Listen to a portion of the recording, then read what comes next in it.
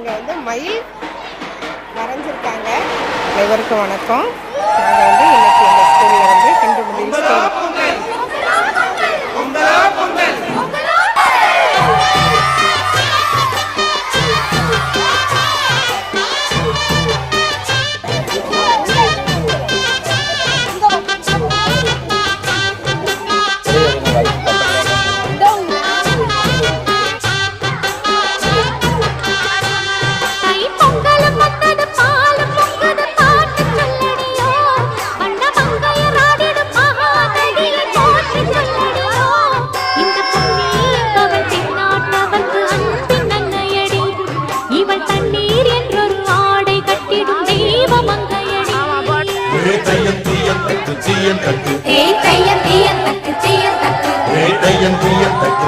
தக்கு